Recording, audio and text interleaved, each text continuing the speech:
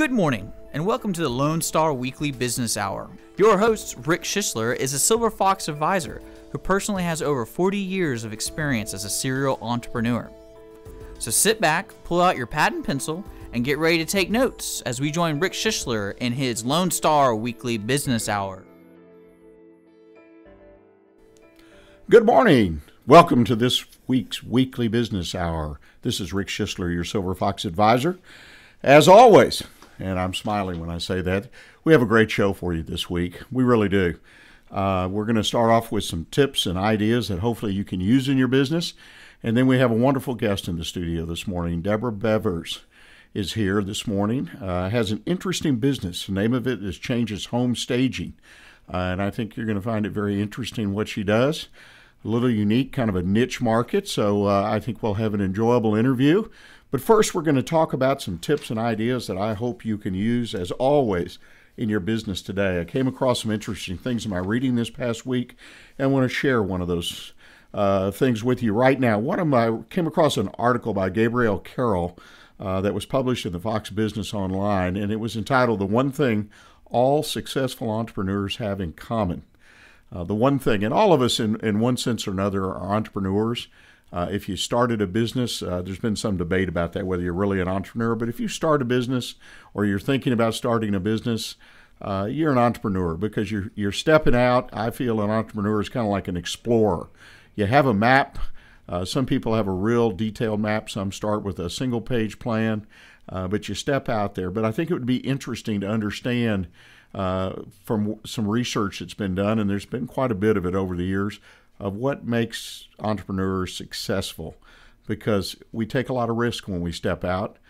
We know that because the failure rate is way over 50%. So let me share you some things that Gabrielle came and put in her article. She mainly relied upon author Greg Reed, who's written a book called Stickability, The Power of Perseverance. And boy, perseverance is one of the things as an entrepreneur. I think this is critical that you have that characteristic, that you believe in it, and most importantly, you believe in yourself.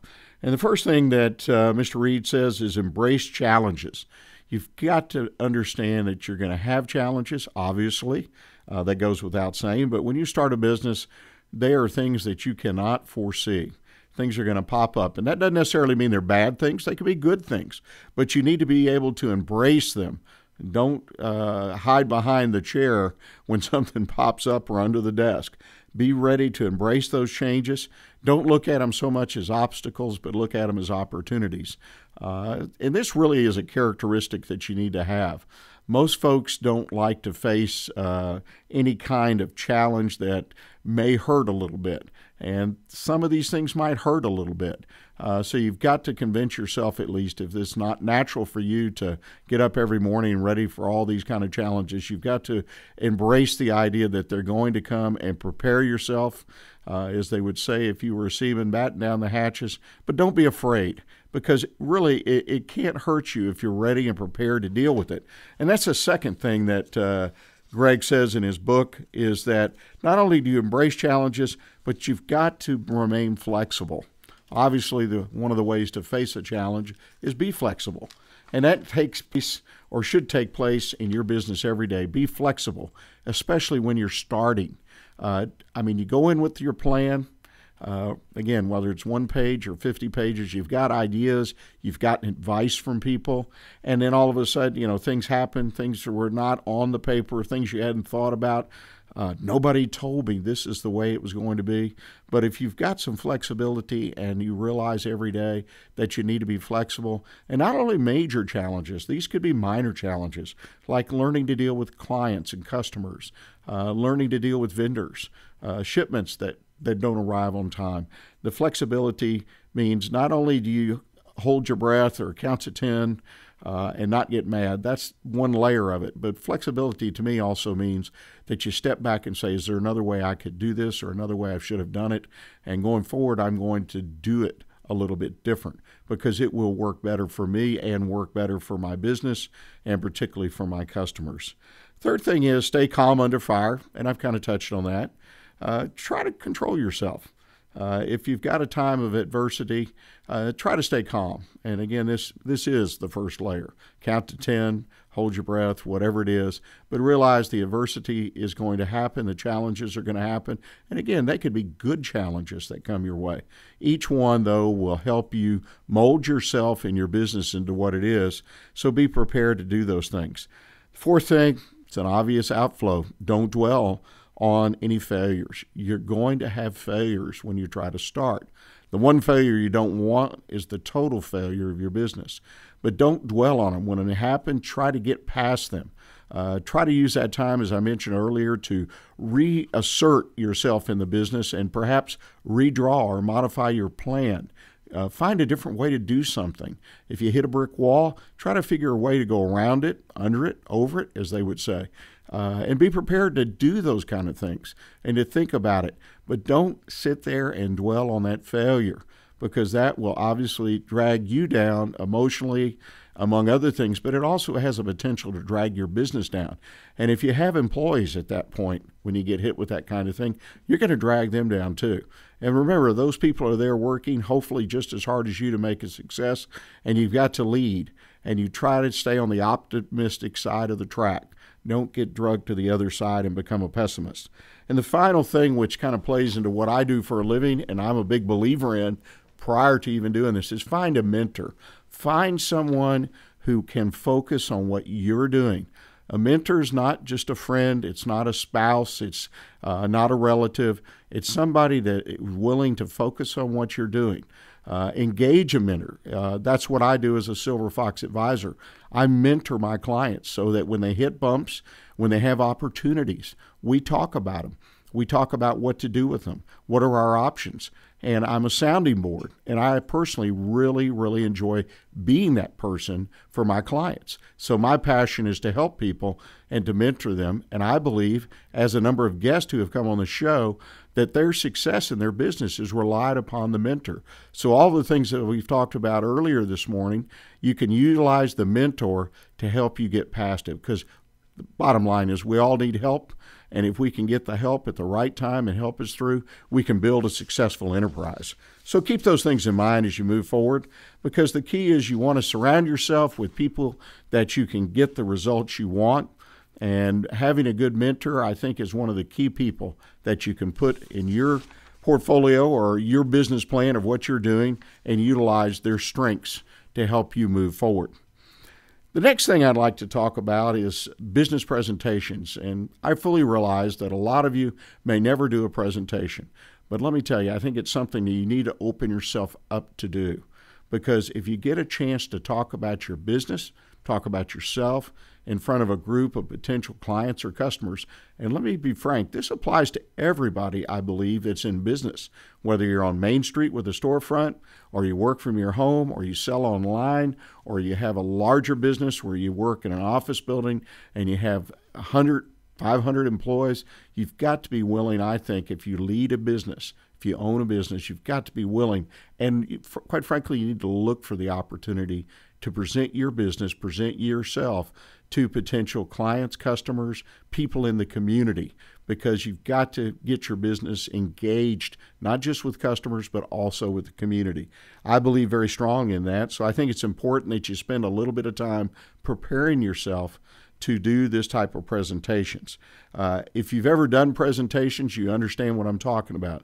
Worst thing you can do is make a presentation in front of an audience, whether it's 5 people or 500. The people are tuned out. They're not listening. They're bored. They wish they were somewhere else. And you're standing up front saying, what am I going to do to engage this audience? Well, the first thing I think you need to look at is you need to look at your strengths, your personal strengths, and focus on being a presenter and try to evaluate your strengths and what you can do. All of us have weaknesses, and we've got to look at those as well. We've got to compensate for those weaknesses. But look at your strengths and build your presentation around those strengths. I would advise strongly that you avoid gimmicks. You got to be careful with humor too. I think it's a great tool, but make sure that what you're saying is going to be humorous to the audience that you are speaking to. But the key thing, if you remain true to yourself, you stay within yourself, and you look for your strengths and build a presentation around those strengths, you've got the first step behind you. You've got to do things that grab people's attention and then maintain it and then end strongly. That's the basics of a good presentation. Again, start off with something. It could be a story, which I think storytelling is important. I'm going to touch on that a little bit more. But grab people's attention, maintain it, and end strongly. That's all a presentation is, whether it's 10 minutes or an hour. Telling a story is the second thing. And again, I believe in storytelling. It's a big thing right now.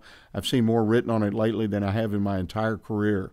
But everybody has stories. You have stories about your own business, your contacts you've had with employees, vendors, lenders, bankers, anybody, things that happen. These can be humorous stories or they can be serious stories.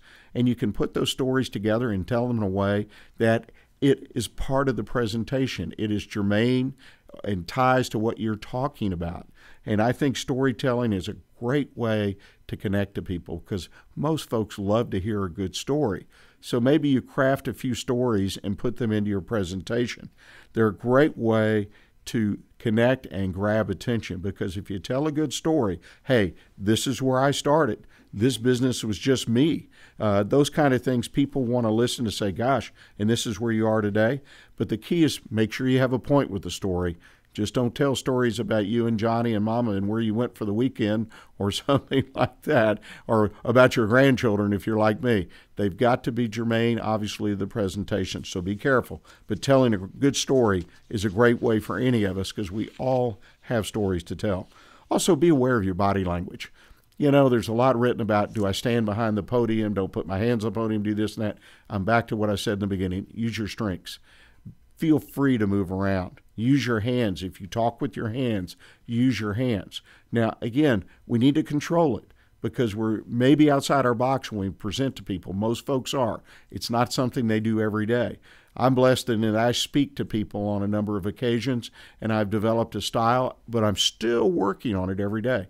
So use your body and the language you have with your body that's all positive. And when you look at the audience, I'm not as worried whether you stand behind the podium or you put your hands on it, you lean forward. I want to see a positive look on your face, a smile. I want to see that passion come through. And however you can do that, I think you're going to be successful. It goes back to the old thing. Look people in the eye, smile, and don't be scared to use your hands and move about. Be yourself. That's what's important. The fourth thing I'd like to touch on, and this is something I think a lot of people miss, is let the situation guide you. Now, obviously, you need to know a little bit about your audience, and I think this is where a lot of speakers, particularly ones that don't do it very often, fall down. They really don't get any information about who they're speaking to, and they don't think anything about who am I really talking to? What is this group? What do they do? Who are these people? What are they looking for? Is this a lunch speech? Is this part of a series of talks? Is this a breakfast and everybody's going to be a little bleary-eyed and they're eating breakfast? Evaluate who you're talking to because you want to make sure that your presentation fits that group, it fits the occasion, it fits in. Professional presenters will do this. They know better. But you need to do this again if you only speak occasionally at the Chamber of Commerce or whatever, because, again, my encouragement is look for opportunities to speak, even if you're nervous, even if it's outside your box. But one of the things, don't forget, is let that situation, the opportunity, guide how you put your presentation together. In other words, it's not just you in the mirror or not just you and somebody you're practicing on. It's a group of individuals that will come into that room with preconceived notions, certain time of the day, certain event, certain reason for being there, and you've got to take that in consideration when you prepare your presentation. The last thing is the most obvious, and we've heard it all our life in anything we've done, whether it was piano lessons or whatever. Practice, practice, practice. Practice what you're going to say. Don't worry about each word and how it fits together. I've seen people write their talks out, and they try to follow them through every period, comma. I think that's a dangerous thing to do because if you get off script just for 1 second, then all of a sudden you can lose your place. But the key is you need to practice it somewhat so you feel comfortable.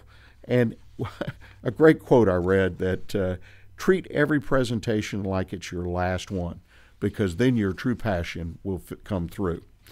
The last thing I'd like to do is touch on our 8 business principles that last a lifetime. We're down to number 3, And number 3 is give before receiving. To me, this is the most obvious one of the 8 business principles that last a lifetime. If you're in a networking group, and I hope all of you have heard this before, is network for the other person, not for yourself. Walk into every situation with the mindset, and if you have to, reset your mind, that I'm there to help other people. I'm not there to get business. I'm there to give business. I'm there to help other people. And you will be amazed how much business you get over the long haul.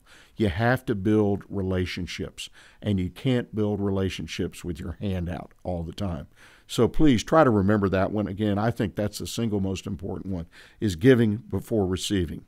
Well, that's our tips and ideas. I hope one or more of these can be used in your business today, and I hope you'll stay with us. We're going to take a short break now, and then we're going to be back with Deborah, and we're going to talk about staging. I'm really interested and curious to learn more about it, so please stay with us. We'll be right back with you. This is Holly Price, Events Manager with Children's Cancer Recovery Foundation. The foundation assists children under age 18 and their families who are facing the hardships of a cancer diagnosis. Our mission focuses on improving the mental, social, and emotional well-being of these families while helping to minimize the devastation that cancer can cause.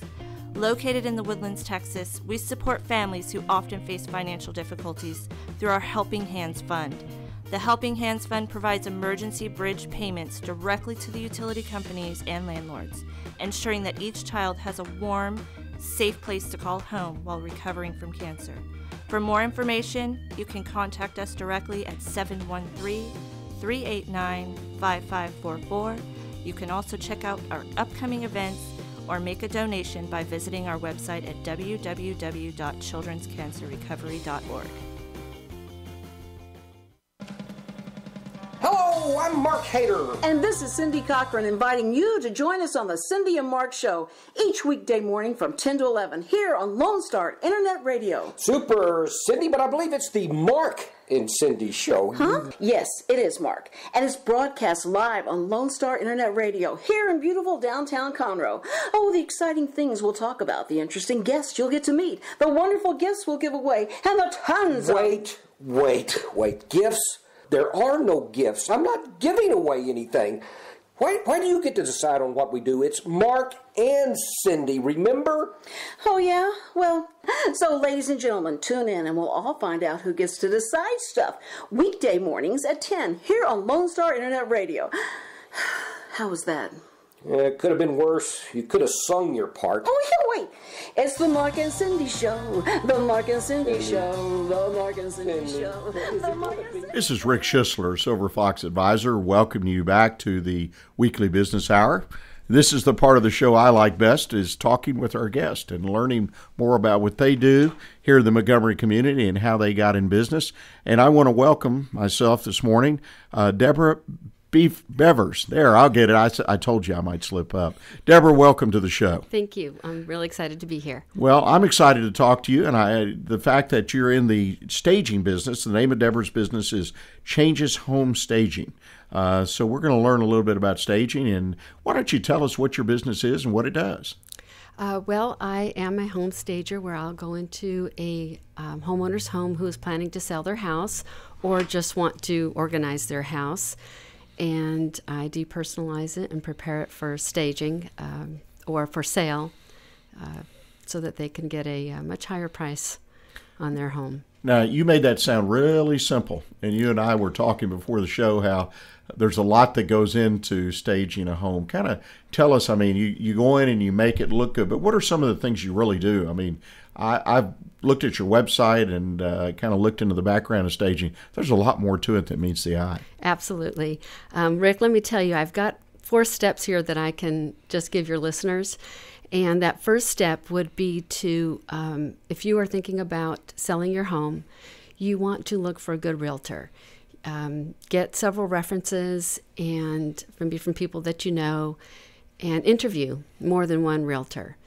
And actually, there are many realtors out there who will provide for their clients professional photos as well as home staging services, which the professional photos, too, is very, very important because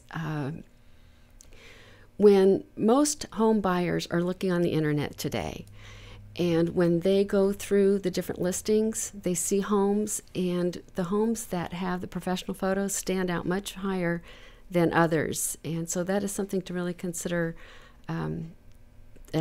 for your realtor to offer that service for you. The next step, what your listeners can do, is to declutter their home. And many times in our own homes, clutter becomes normal. We see it there every day, so it doesn't seem like it's clutter. But to somebody else coming in, it looks like clutter.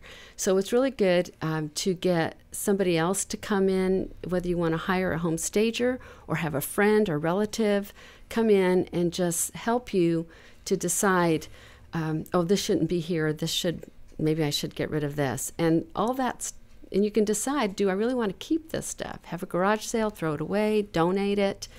But you really need to rid your house of a lot of that clutter so that your home appears larger. Everybody wants a house that looks bigger than what it is. And so that's one of the tips into getting it to look larger, is removing those items that don't need to be there. Number 3 is depersonalizing it. You may be a really great decorator, and sometimes people confuse home staging with decorating, but they're two different things, because decorating is personalizing your home to your taste. Staging is depersonalizing it. We want to take your taste out, and we want to present the home to the broadest range of buyers. So you may really like those family photos on the wall, and you love seeing your children up there every day, but a buyer looks at that and they say, well, that's somebody else's home. And we want to change the perception of this. When you're selling, your house becomes a product. So you need to treat it as such. So it's no longer your home, but it's a house. And you in your mind have to depersonalize it. No matter how much security you have in that home, you really want to sell it for the most amount of money. So depersonalizing it, taking away your photos and putting them away until you get into your next home, removing extra items around the house that fill it up with the things that you like, but may not necessarily be something another buyer would like. And then lastly, clean, clean, clean. You need a spotlessly clean house. You want the baseboards clean. You want the corners clean. You want the doors. You want the windowsills. The windows need to be spotless. All of those things, you may not, a buyer will come in and may not consciously realize that it's dirty, but subconsciously they do. And if they have a good agent, that buyer's agent that takes them in there is going to point those things out to them. Oh, this is dirty, that's dirty, or this looks like it needs repair. Another thing is the front and backyard. You want beautiful curb appeal in the front. If you've got bushes covering your windows, you want your windows to be seen. You want them to see the house. If you have a tree that is so overgrown, trim that tree down. The garage as well. Sweep out the garage, clean it, organize all that junk that may be in there, put it in some boxes. Your closets, clean out your closets. You need to pack anyway. You're going to be moving, so start packing those things that you're not going to use in the next 3 months. Put all that seasonal stuff in a box, and if possible, rent a storage unit to put all that extra stuff in. If you can't rent a storage unit, you can put it neatly in a corner of the garage. And just make sure it's clean. Clean out your refrigerator. Organize your pantry. Now, some of us have pantries that, you got food spread all over the place and it's just a junk area. And clean out your pantry, because those buyers are going to look in your pantry. They're going to look in your closets. So they're going to look in your refrigerator. So make sure that your home inside and out is very clean. Well, one of the things, and again, I think it's even more than that. When I went through your website and you had some before and after pictures, I mean, it's not, when you say get rid of clutter, a lot of times people think, well, that's just accessories, but it's sometimes cleaning out furniture too, because you've got too much furniture in the room. Absolutely. But also, to me, is the way that you went into these jobs and arranged the furniture or added some accessories that the colors and things look very appealing. I mean, it looked like a brand new room after you got through with it. Yes, and you don't necessarily, some people think, I have to get rid of all my furniture, I have to rent furniture. You don't need to do that. We may need to remove some pieces, put them into storage, put them in the garage, because there's just too much furniture, let's say, for example, in a living room. Well, there was one home that we did, and they had a lounging chair in there, and it really took up a lot of space. So we removed that. They put it in their storage unit, and then we took a chair from upstairs, brought it downstairs, and rearranged the couch. We just kind of turned the couch on an angle so when you're walking into the room, it was more appealing. It made it look more welcoming. Took a lot of the extra items off the shelves, or maybe take a throw blanket and throw it off over a chair just to bring some color into the room. Well, I think it makes an amazing difference. How do you, on a day-to-day basis, you've got a business, do you have any employees?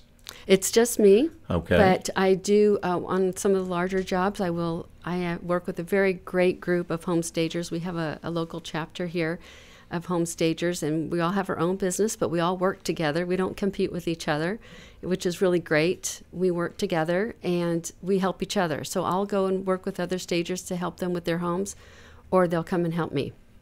Well, that's interesting. That's good. You've got support in that regard. Let me ask you, how did you, going back in your history, what brought you to start in the home staging business? Give us a little bit of your business background. Okay, great. I've been in human resources for 20 years or plus, primarily in recruiting, but I've done other functions of human resources.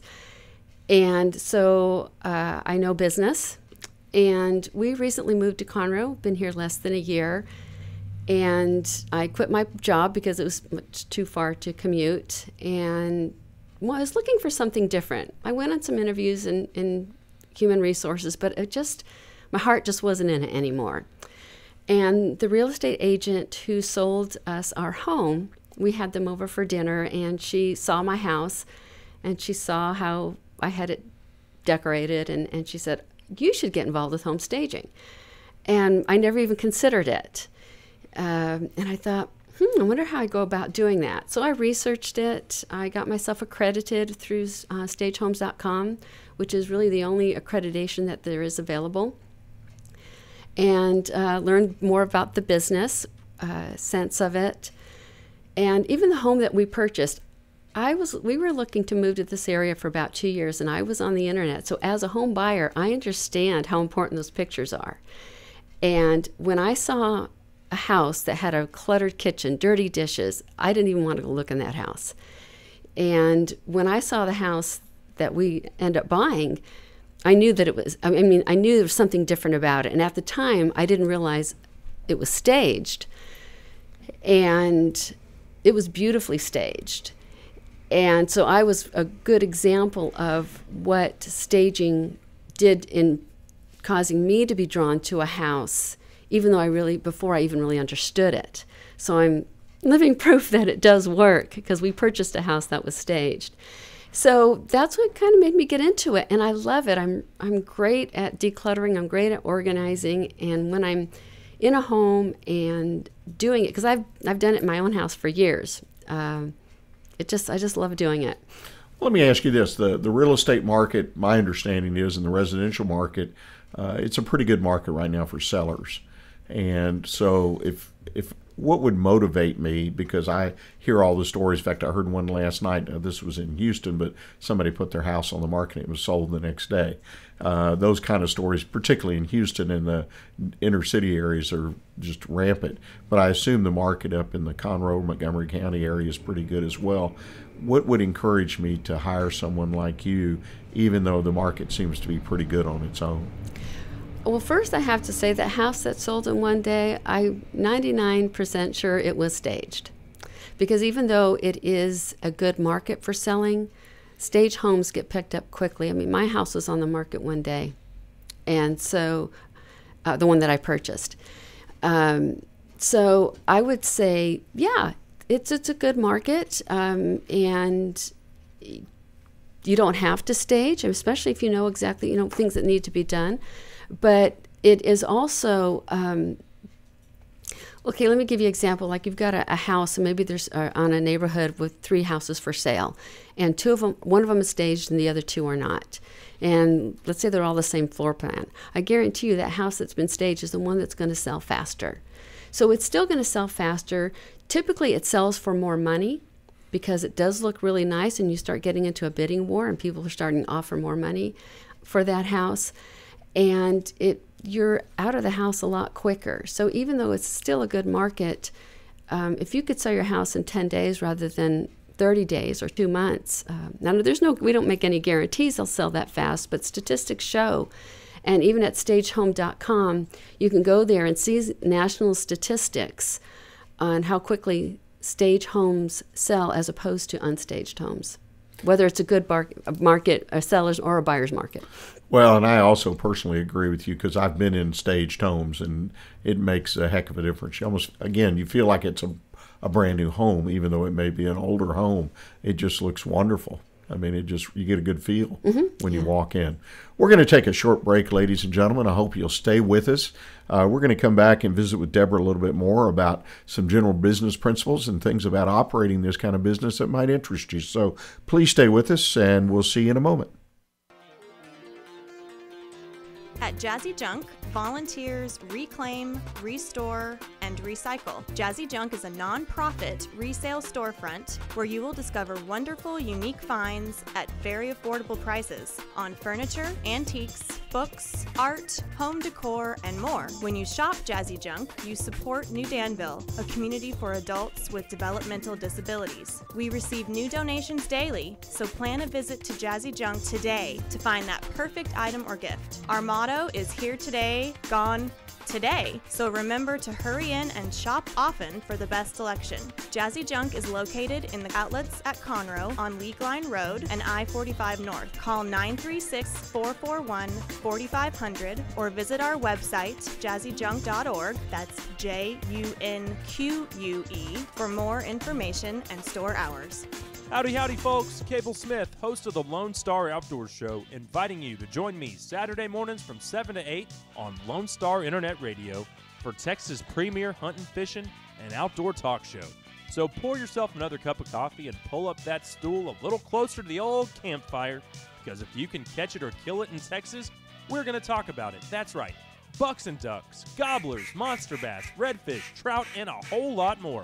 Plus, you never know what outdoor celebrity is going to drop by, from Phil the Duck Commander Robertson to fishing legend Bill Dance or everybody's favorite Uncle Ted Nugent. Heck, we might even mix in an interview and hear some brand spanking new Texas music from one of your favorite Texas musicians like Robert Earl Keen, Brandon Ryder, or the honky-tonk kid himself, Aaron Watson. Loved or hated but never ignored, it's the Lone Star Outdoors Show with me, Cable Smith, Saturday mornings from 7 to 8 right here on Lone Star Internet Radio on irlonestar.com. Welcome back to the Weekly Business Hour. This is Rick Schissler, your Silver Fox advisor, and we've been talking with Deborah Bevers about her business, Changing Home Staging. The home staging business is very interesting, and we talked a little bit about it in our last segment. And Deborah, I guess the most interesting thing to me, if I had to think about it, and this is true of a lot of businesses, is the kind of clients or customers. I mean, you've got to have some great stories because, let's face it, it's personal. It's my home that we're selling or my house that we're talking about. Could you share a story or two with us? Absolutely. I'd like to share a story actually from my mentor. This is hers, so I can't claim it for myself, but I love this story because it really shows the relationship between realtor, stager, and the homeowner. There was a homeowner who had a magnificent train set up in his living room, just magnificent. And the realtor told him that you're going to have to take that down to sell the house because it's going to detract from the home, and couldn't convince the gentleman to do that. So it was given to my mentor and as a stager, and she went in and she just let him know how beautiful it was, and because he wanted the sellers, or excuse me, he wanted buyers when they came in to see it. He wanted to show it off. And so she told them, boy, this is really beautiful. You have a great train set. And she said, when buyers start coming through, a lot of them may have children, and they're going to love playing with that train set. Well, that night, the seller took it down. He did not want anybody touching that train set. He just wanted to show it off. But it took up so much space that it really made the room look small. So we've learned tactfully how to let homeowners know, yeah, we value what you value, but we really want you to get the most out of your home. And I had another seller who has a really large home, and they just had a new baby, and they wanted to keep the baby close to them. near their master bedroom. So in their master bathroom, they had two his and her closets, and they took one of the closets and made it into a bedroom for the baby. Little cute decorations in there, the crib and everything. And I had to let the homeowners know that you're going to have to make that back into a closet again. When you stage, you need to have your house set up as the architect initially set it up. So a kitchen needs to be a kitchen, not an office. Dining room needs to be a dining room, not a playroom. And so the closet needs to be a closet and not a bedroom.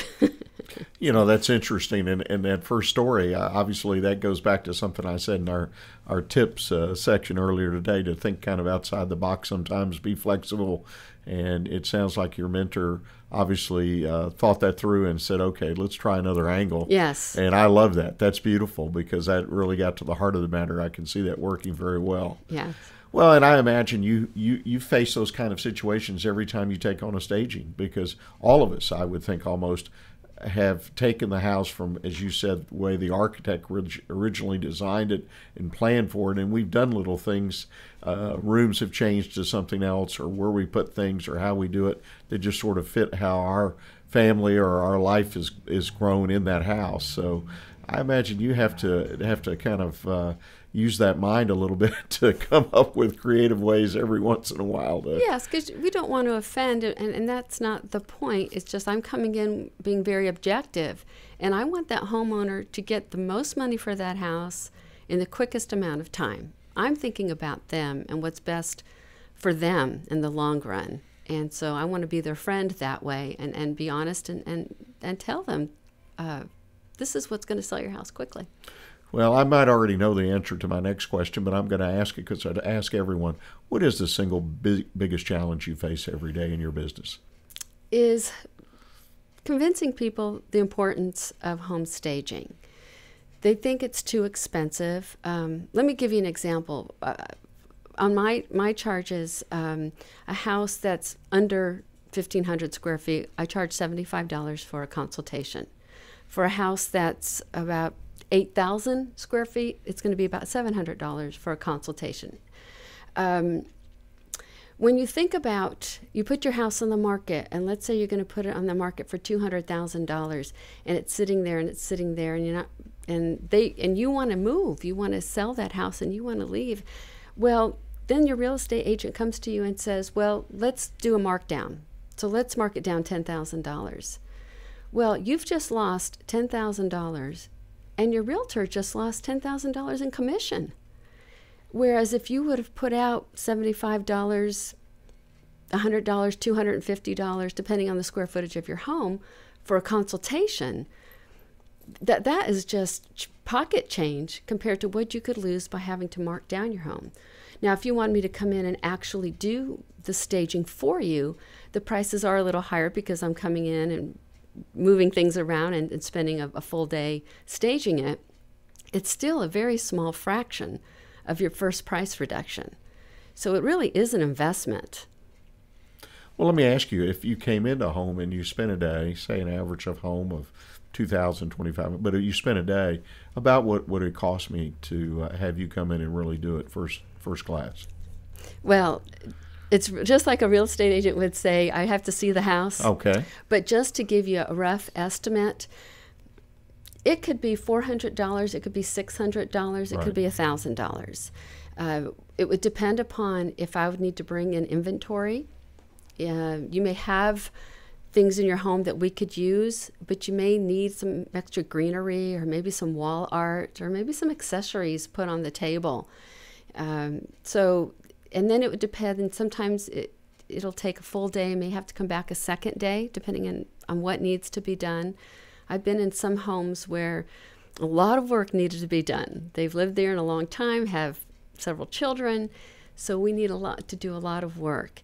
But the homeowner isn't free and clear. They do have to do things before we get there. They've got to start packing things. And again, you have to pack anyway, so let's get started now. Right. And let's get some of those things packed. So I let them know what should stay out, what needs to go. But it could run, like I said, run anywhere. $400, $600, could be $1,000. So it just like anything, it's just how much work you're going to have to do to get that home ready to go. Exactly. Well, as being a realtor early in my career, I respect what you do, and I think it does add a lot of value. And those charges as a homeowner wouldn't scare me at all, because you're right, that first price reduction, and I've been there before. My wife and I have sold a home, and we had to do a price reduction, and boy, that would have been a small amount of what we reduced that home that first time to get it done and get it sold. Exactly. Plus, we had held on to the home for several months, and that's the key, is, in my opinion, is getting it sold quickly. It's very difficult to have to live in a perfectly clean, organized house, especially with children. So you want to sell it as quickly as possible, so you don't have the stress every day of having to pick up. A lot of people miss that too. I mean, the fact that the house is for sale, so my mindset has changed as a homeowner, and as your suggestion is, I should look at it as a house, but my mindset changes, and if I'm trying to raise my family in that home, it creates a lot of stress and a lot of concern, and in and out, and have to leave and put the pets away, and so getting it sold quickly is a great stress reliever. Plus, we can move on to the next phase of our life too. Absolutely. Well. Interesting. If you would have, and you've been in business, I know not a whole long time, but I know we've got a lot of folks out there that are in businesses of various kinds and small businesses, and particularly we have people that listen that are thinking about going into business. Would you have any words of wisdom to share with them? I mean, you started a business. You obviously were in a corporate environment for 20-some years, and then you started. Would you have any words of wisdom to offer them as far as in their business today? Sure do. Being in human resources, some of my responsibilities were creating websites, creating content for websites, for brochures, doing career fairs, interviewing, lots of interviewing. And so I thought, I have this experience, I can do this in my own business. But when it's your own business, it's you're really throwing ideas in your head, and it's just me. And I did have some people I can bounce ideas off with, but it's a lot more than what you think it's going to be. Again, being in the corporate world for so many years, still had no idea that it would be as time-consuming as putting it all together, because you have to think about insurance, and you have to think about your website. Who do you want to use to be your website carrier? And then the content, and then the photos, and then your brochures, and what do you want to put in your brochures? And do I need brochures and business cards and my logo? And there's just so much. So if you're thinking about starting your own business, those are things that sometimes you may not think about: the marketing, the networking, just really putting in a lot of hours to get yourself presentable to your clients. Well, it's funny. I was talking to an individual the other day that after 30-some years, they started in the same business, but they started their own. And he says, I forgot that I have to make time to go to Office Depot to pick up paper clips. And so he learned like that there's a lot of things you have to do to get going. Let's talk about that a little bit. You started the business, and you're on your own, and you're doing things and so on and so forth. Where do you find clients? I mean, is primarily referrals, or how do clients come to you? Through the internet? What's your biggest source of new clients? It's word of mouth. Real estate agents, realtors is a good place to meet. Going to different real estate offices, dropping off your business card, dropping off flyers, dropping off goodies for them. I think realtors is a big networking tool for me, is meeting them and knowing them. I'm a member of the chamber here in Conroe, and that has been a really good source for meeting people. And then also in my home staging group that we meet monthly, we give referrals to each other. So if I know if somebody needs their home stage and it's not in my area, then I'll refer it to them, and vice versa. So that's been a really good resource as well. So networking has kind of sounds like a really important part of your business. Yes, and I love networking, because when you have your own business, it's just you. I have an office at home, and it's just me, and I like being around people. It gets really lonely just me and myself and I in my own business. So networking is great, because you get out and get to interact with people, meet people, learn about their businesses, and helping them with their business. I mean, especially in home staging, I need to find house cleaners and window washers and gardeners and floor people, because my clients need those things in selling their house. People need repairs and stuff. So it works really good getting out and networking. It's funny. I never thought about that as networking. I've been doing networking for a lot of years, but it's one of the advantages or benefits of networking is the fact it makes you get out. If you're in business for yourself, it's a way to connect just with people from a social aspect of being around people. Yes. And it's the first time I've ever really, you mentioned that, and I thought about that. So I guess our advice is if you're lonely out there and you're in business, get out and network, right? I've never heard that message before. That's quite interesting. We're going to take another break here for just a moment. And when we come back, we're going to talk to Deborah a little bit more, change subjects up and talk about work, what I always call work-life balance, and some of the things she does outside her business to do more for the community, as our businesses are part of the community, and so is all the other things we do in our volunteering and whatnot. So if you'll stay with us, we'll be back with you in just a moment. Hi, I'm Joyce with the Corner Pub in downtown Conroe. We're located at the corner of Simonton and North Main, just across the street from the courthouse. The week starts off Monday with open mic, hosted by Alan, and Tuesday nights open mic, hosted by Jeremy Bankhead. And on Thursday evening, McFarland Jams. There's nightly drink specials available every night, all night.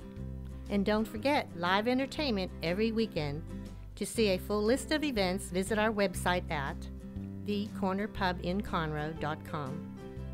So come join us at the Corner Pub, where the deli is open late.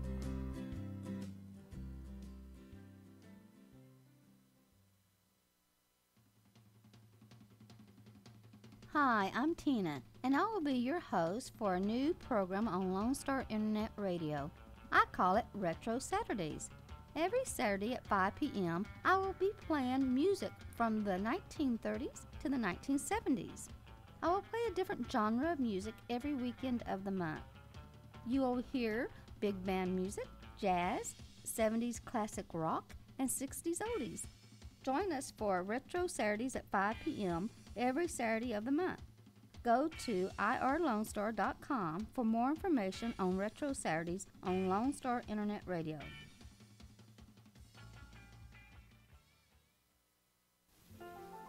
The Conroe Art League is a nonprofit entity promoting the visual arts in Montgomery County. They've evolved over the last 49 years into one of the premier artist groups in the greater Houston area. The Conroe Art League is now permanently housed in the 100-year-old recently remodeled Madeley building in historic downtown Conroe. Exhibits of local artists, sculptors, and painters are changed periodically in the downstairs gallery with admission free to the public. Art classes and demonstrations in a variety of media are provided in the upstairs studios.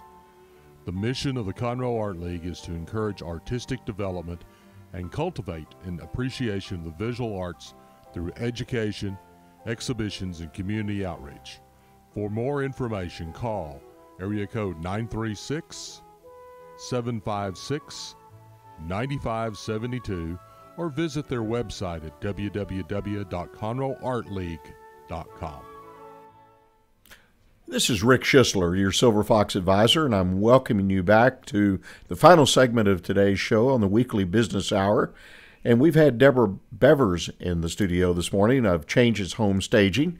Deborah, I really appreciate you've taught me a lot about staging. You've taught me a lot about stepping out and going into business for yourself after being in the corporate world. And now I'd like to shift gears and talk about what I always call generically as work-life balance. And as you and I prepared for the show, you were talking a lot. Talk to me about some of the things that you do outside of your quote-unquote work. And one particular new opportunity that you've gotten involved. So why don't you share that with our audience? Okay. Well, I'm very active in my church, and I feel things I do there are really important, but I wanted to step outside the walls of the church and do something different. So I'd kind of been looking around, just seeing what appealed to me just in my daily life as things come up. And as a home stager, I hit resale shops every once in a while and try to find accessories and things to use in the homes. And there was one in particular that was brought to my attention called Jazzy Junk, which is located in the Conroe Outlet Mall. And I went in there and I thought, oh, this place is really cool. I wonder if I would love to volunteer here, because I knew that Jazzy Junk was a resale store for New Danville, which is a home for challenged adults. And they said, yes, we need volunteers. So I just thought this would be really perfect for me, because I could help them with staging the store. Years ago, I had some retail experience, so I'll be able to not have a problem with giving out change when somebody purchases something. So I thought it'd be really great to work there and help them with their cause. And it actually helps me too, because I can get to see what they got first coming in that store so that I could buy for myself, as well as help people when they come in, when they have questions about their own home. So New Danville, I think, is just a really great program. I was talking to some people who have their children there, their adult children there, and they help. Well, I wrote it down, so I think their website can say it better than I can. So let me read to you what their website says. Okay.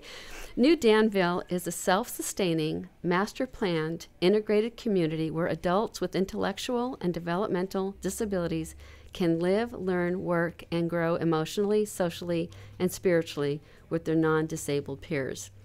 One father that I spoke to had his two children he adopted two children that were challenged. And a pediatrician told him that his son would never be able to work in society as we know it. And he took his son to New Danville, and he now can work on his own at a retailer, and he is able to support himself. And I just think that's great that this program can do this for these adults. His other child, who's a daughter, she is she's not a resident there, which you can be a resident there or come for daily activities. And they teach them how to make things. I mean, some of the things for sale at Jazzy Junk, they make crosses, they make spa items. They make, I have a little list here, birdhouses, wood benches, pens, so you can actually buy things that these adults have made in Jazzy Junk, as well as buying resale items there. So it sounds like a really great program, and I'm glad to be a part of it and to help them with it.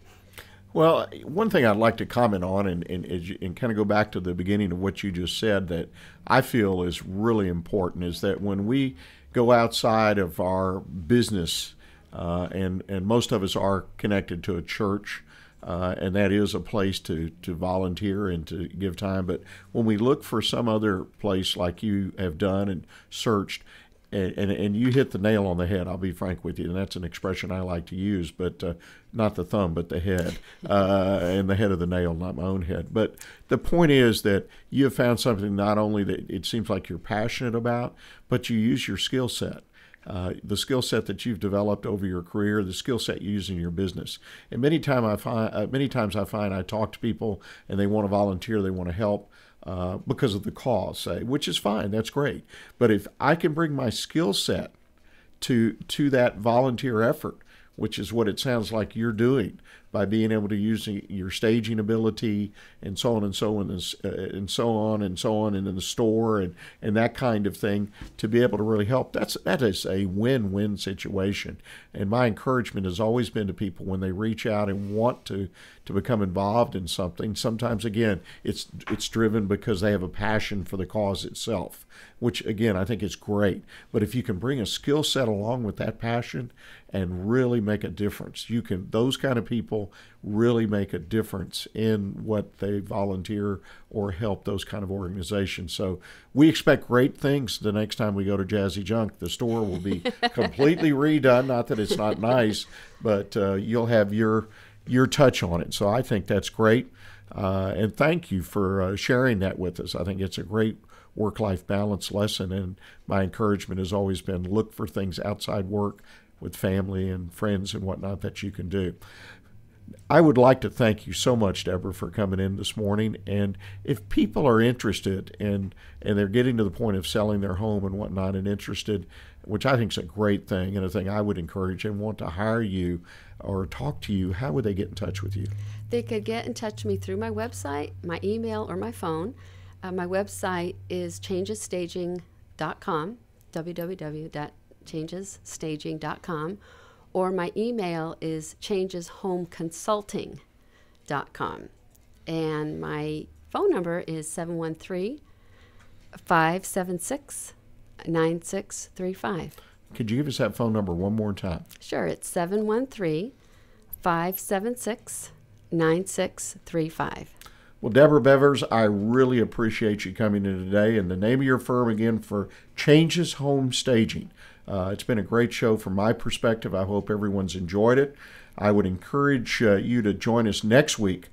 We have Kathy Homeyer of Administrative Management Solutions. A little bit different. We'll shift away from home staging to Administrative Management Solutions. So I hope you'll join us to hear Kathy. And check out the Lone Star website at www.irlonestar.com for more information. And always remember, we have archives so you can listen to shows whenever you want, fit your schedule. A lot of good business information in those previous shows. And always remember that Lone Star Internet Radio is Conroe and Montgomery County's community radio station where the community comes to connect. Now sit back and enjoy some programming from Lone Star and some of the great country western, and we'll see you next week, partner. Hey everyone, this is Tina, your host from Retro Saturdays.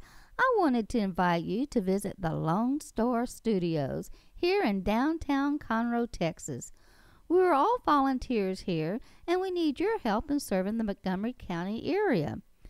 Radio media is a fun field to be in. Lone Star Internet Radio serves Montgomery County with news, current events, local programming, and of course, music. If you are interested in volunteering and sharing your talents in media, go to irlonestar.com and let us hear from you. Lone Star Internet Radio, serving Montgomery County from the heart of downtown Conroe.